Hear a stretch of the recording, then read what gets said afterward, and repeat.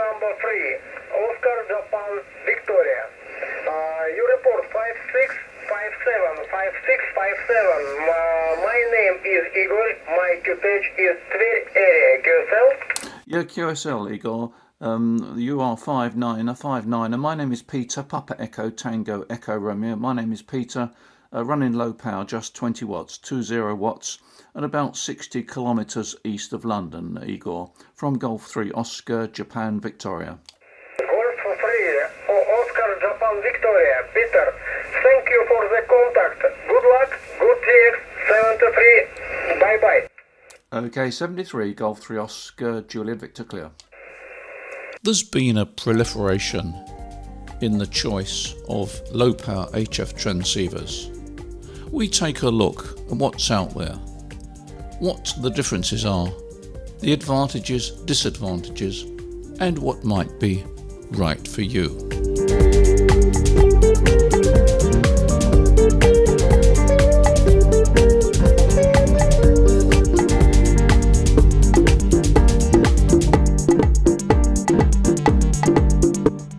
I was asked to take a look at the G90 Transceiver, particularly as we shall be stocking it. But if you check on YouTube and various other channels, you'll see that the G90 has been well covered. So it would be really a waste of time me just going through the G90 and telling you all about it and telling you all the features, because it's already been covered. But I thought it would be an opportunity to see how the G90 fits into the low power picture and how the low power market actually is today. Maybe what's right for you, what should you pay, what features do you want, what features do the radios offer. So that's the direction I'm coming from. But first of all, I did ask what is the correct pronunciation of Zigo, Zygo. Well, a lot of you came back and said it should be Shigu and it should be Zygo. That pronunciation came from consultation with various Chinese people. But the fact remains that other people said it should be Zigo, should be Zygo, and Google in its translation clearly said it should be, well, ZIE-GU. But is ZIE pronounced as Z or Zy? I'm not sure we've actually solved the problem. So I think I should refer to it as Zigo at the moment, because that seems to be a pronunciation that is going round. I don't know the answer. I'm not much wiser than I was before I asked the question. There we are. Over the years, there's been many QRP transceiver manufacturers, and in the very early days, some of it was made in the UK and some of it was made in America, but I suppose Ellicraft was the first company to really make a big name out of it, a name that was recognised. And they started off with the K1 and K2 transceivers, and being based in America, primarily the users were in America, and if you wanted to buy an Ellicraft transceiver or a kit, because they were very strong in kits, you had to buy it from America. There was no UK distributor over there at the time. And of course, in more recent times, we picked up the agency and have been marketing it for quite a few years now. But the early transceivers were very simple, very basic. And the first manufacturer, big manufacturer, that came on the scene with a really ground-changing transceiver was Yaesu, when they introduced the FT817 quite a few years ago now. And that transceiver, the FT817, has been going for years and years, although in recent times it's been replaced by the FT818. But there's not too much difference between the two transceivers. The FT818 has now got 5 megahertz on it, and it's increased the power a little bit to 6 watts when you're running it from an external supply. But in its original form, the FT817 was quite amazing because it covered all the bands from 160 metres to 70 sems. That was quite an achievement in a very small box. And the only criticism that I really have is the fact that the screen is a little bit small. There are not too many options in terms of what you can do and what you can change. But apart from that, it's a very capable transceiver, but it doesn't have an internal antenna tuner.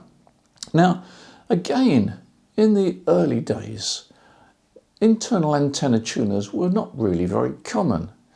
And when the FT817 was introduced, there wasn't much criticism about it not having an antenna tuner, because lots of rigs didn't have an internal antenna tuner. So what? You used an external antenna tuner, and that proved to be more than acceptable for many years. Now we come on to the KX3, which has been going for quite a few years now, and I think Ellicraft has sold around about 13 or 14,000 of those, but it's still current and still a very popular and capable transceiver. And it originally had a power output of around about 10 watts. Well, that's been upgraded now by firmware upgrades to 15 watts on all bands from 160 through to 20 meters. And then above 20 meters, the power output goes down to around about 10 watts, and I think it's 8 watts on 6 meters. But very, very capable transceiver. Tremendous amount of flexibility. The menu system is very, very comprehensive. And in fact, the screen on it is actually the same size as the K3. And Ellicraft were quite clever.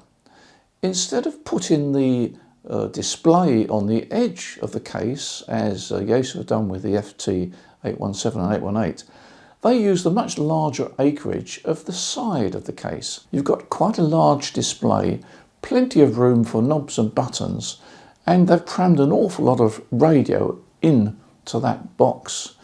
Now on this example of mine, I've got the side handles on. I've had this radio for about 6 or 7 years. It's a bit battle scarred actually, so ignore the side handles. I'm not sure whether they're still available at the moment.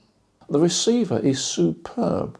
The receiver is far better than the Yaesu FT817 and 818, but of course it should be, because there's quite a difference in the price. Again, there's no internal ATU, but the good thing about the KX3 is you can put an internal ATU into it. Yes, it costs extra money, but you can do it. You can also put a transverter in it, a 2-meter transverter or a 4-meter transverter, not both. So you can have a transceiver that is quite compact and that will cover 160 meters to 2 meters or 160 meters to 4 meters. It's your choice. It will run from internal cells, but they're internal AA cells. So if you want to run it from an internal battery, you've got to supply your own AA cells, but the battery tray is inside there. So it is quite a compact transceiver. And then we come on to the KX2, which is quite a surprise to me. I was at Dayton when that was released, but there was no prior mention of the KX2. KX2 is really a stripped down KX3.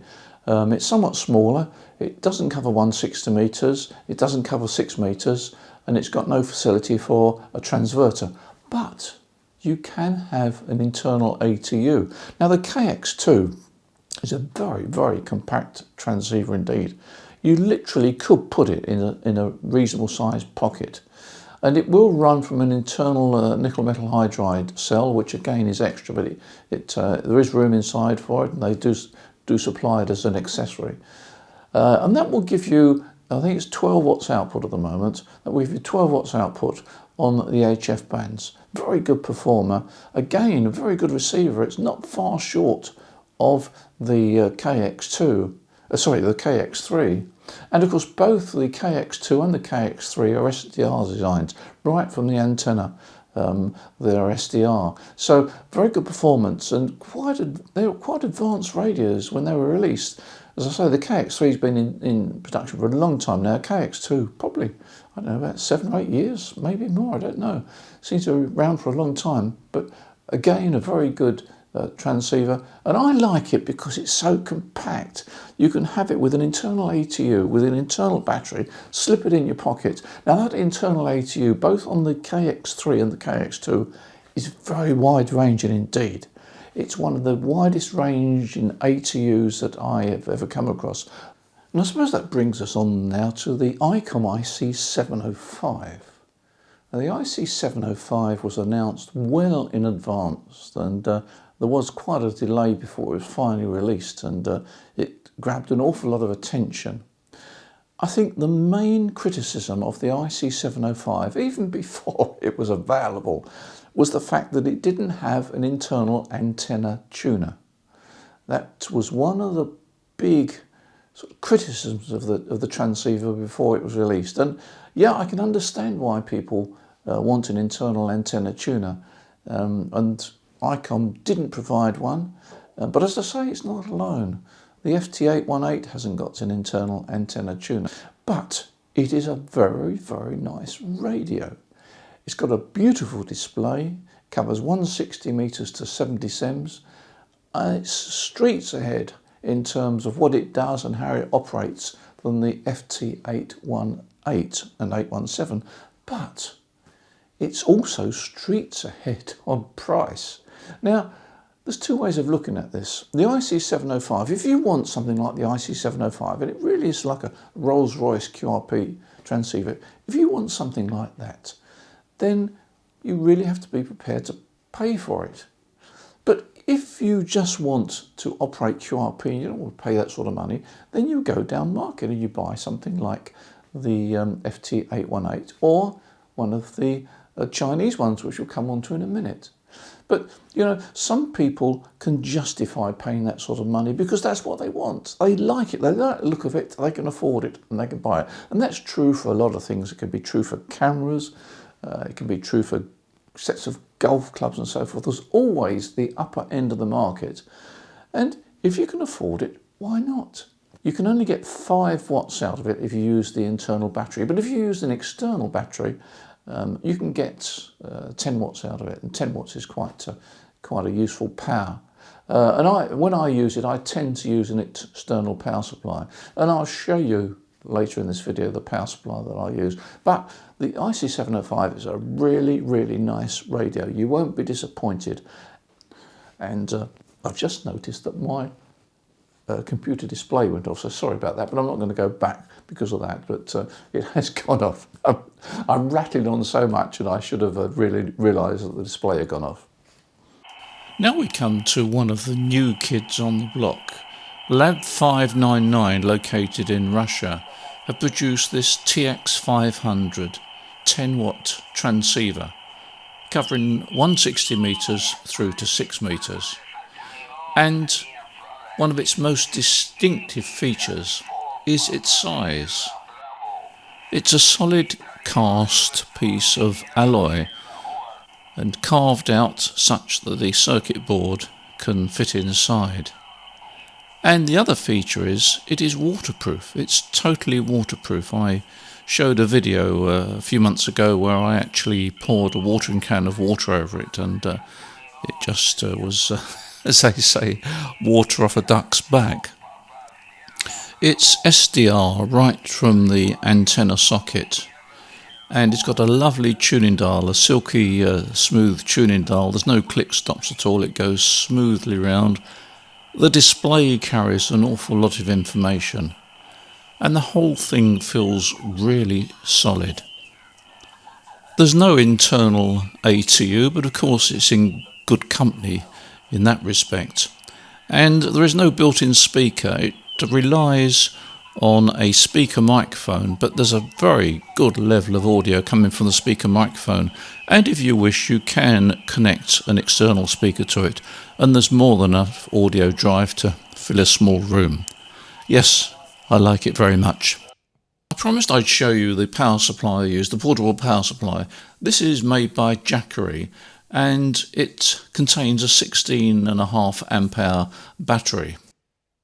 The main output is via a cigar socket, and that will deliver 10 amps. There's a standard AC main socket, and that will deliver up to 200 watts, and then you've got a pair of USB sockets there. It's pure sine wave output, and I've noticed no interference at all. The panel shows the amount of wattage being drawn and also the percentage of power remaining.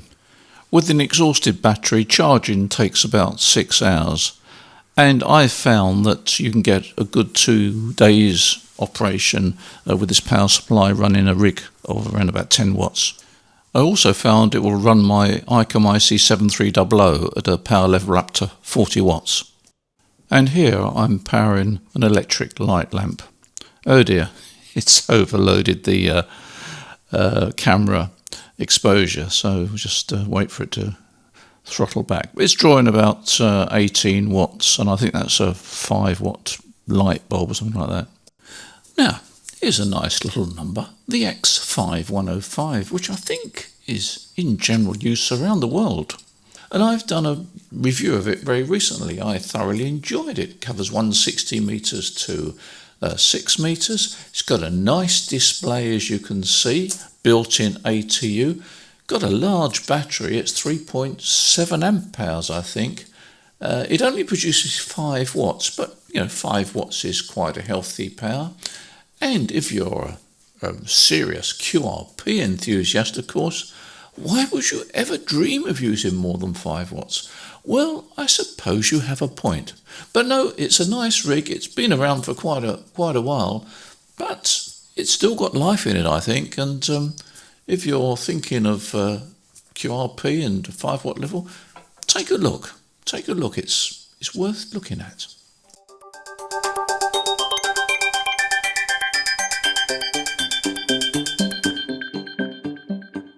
We've gone full circle back to the G90, which is where we started this video.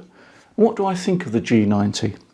Well, it's certainly great value for money. When you look at the price bracket that this is in, it's tremendous value, really. I mean, there are some little downsides. I have to say that the user manual is, well, brief, to be kind. In fact, it's very brief in places. But there is a cheat sheet which I found on the website or in the internet, and I'll put a link below this video to the cheat sheet, and that will perhaps fill in a few gaps. I mean, on the left-hand side, there's a control which is just not labelled. It turns out it's the multi-function control, but there's no label on the panel to give you any clue as to what it is. And I was mystified for some while because I couldn't find the RAT control. RAT is not mentioned in the brief manual, and I eventually found it by looking at the cheat sheet. In actual fact, what you do is you press the tune-in knob in very briefly, and up on the screen comes the RAT control. So there is one, but you have to find it. It's hide and seek. There's a good level of audio that comes out of it. Speaker is fine. You've got these little protective handles on the front, which mean to say you can stand the radio on a flat surface without damaging it. You've also got a pair of sort of handles or cheeks on the back, which again mean to say you can stand the radio up like that. It might have been a better idea perhaps if they'd have made them a bit longer so that a PIL 259 could come out and it would still stand vertically, but there we are. You can't have everything at this sort of price.